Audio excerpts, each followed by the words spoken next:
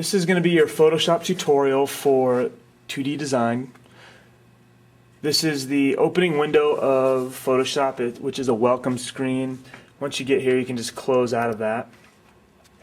And I just want to go over some terminology real quick before we get started. These floating windows here are called palettes. This is your tools palette. Up above here are your pull down menus or your drop down menus. And realize in Photoshop that everything you want to do is going to be in one of these pull down menus, but everything also in Photoshop you can get at it 2 to 3 different ways.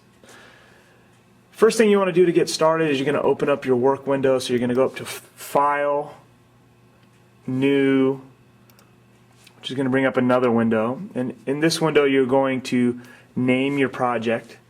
You're going to designate the dimensions. You're going to give it a resolution.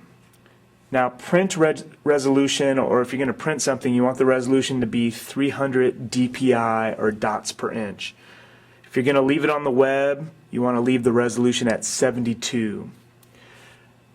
The next thing is the color mode, and if it's going to be print, you want the color mode to be CMYK. If it's going to be on the web, you want to leave that RGB.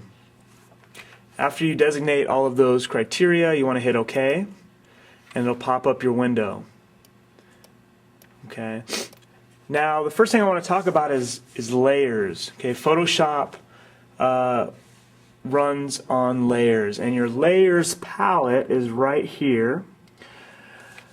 And let's just say none of these palettes are open, or your layers palette isn't open, and I can close all these palettes out. To reopen your palettes, you're just going to go up to the Windows pull down menu. That's going to be where all your palettes are, and I can just click on the layers palette and it'll come back up. Okay, so that's how you find it if it's not open already. Now down here on the bottom right, you're going to see a trash can, and then next to the trash can is where you create new layers. Okay, real important is that in Photoshop you can only work on one layer at a time, so remember that. You're just working on one section at a time, one layer at a time. The top layer is going to be on top, and the bottom layer is going to be on bottom. So think about, again, think about collaging. It's like putting different layers on top of one another, and the top one is going to cover the bottom one. So that's also something you need to keep in mind. You can move these layers by clicking and dragging them. Okay, so you can mix and match them depending on, if you want something on the top or the bottom by clicking and dragging. There's a little eyeball here that will hide the layer or make it visible. Okay, so what I want to do is I'm going to go to the internet.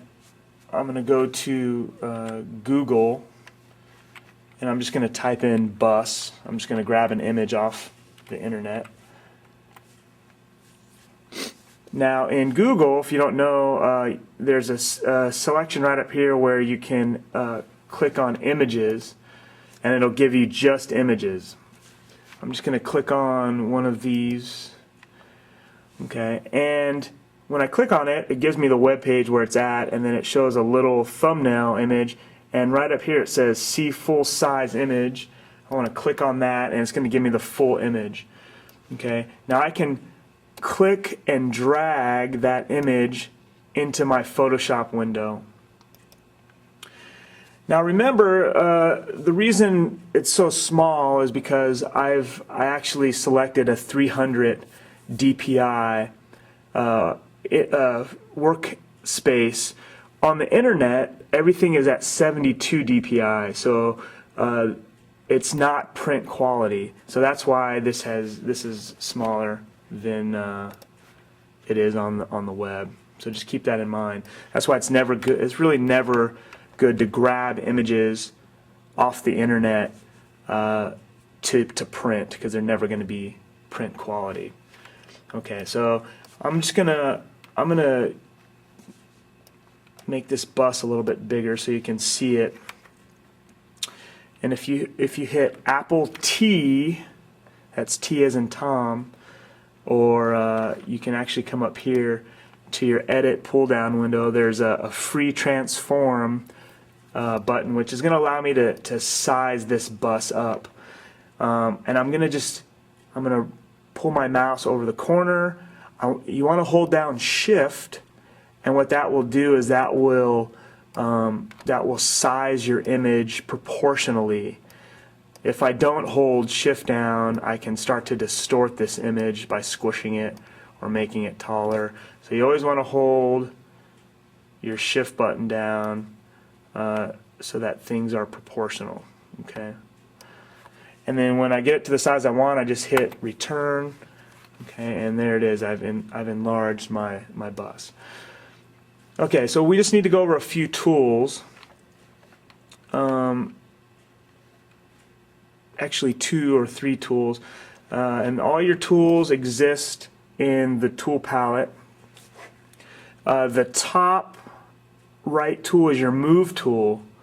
Okay, so your Move tool allows you to move your image around, and remember, I have to be on the right layer for this to be able to move around.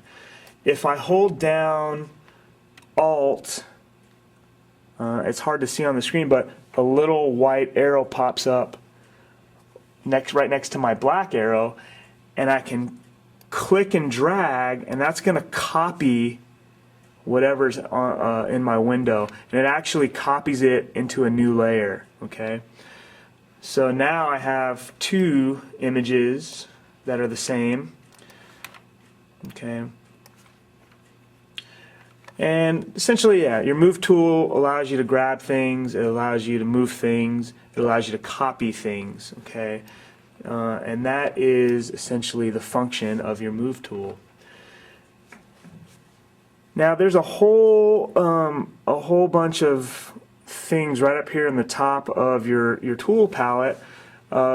Just left of the Move tool is what's called your Marquee tool, and your Marquee tool is a selection tool. Okay, so it allows you to select an area to work on, and you'll only affect that area that is selected. Okay, now in your tools palette, whenever there's a little, and again you're not going to be able to see it, but there's a little black arrow on the bottom of my Marquee tool, if I click and hold, it's going to open up a bunch of other selections. There's more tools underneath. So I have a rectangle marquee, an elliptical marquee, a single row, or a single column. And again, this just allows me to select an area to work on. Once I've worked on that area, say I've selected this square marquee area, I can hit delete, and it'll delete whatever's in that selection.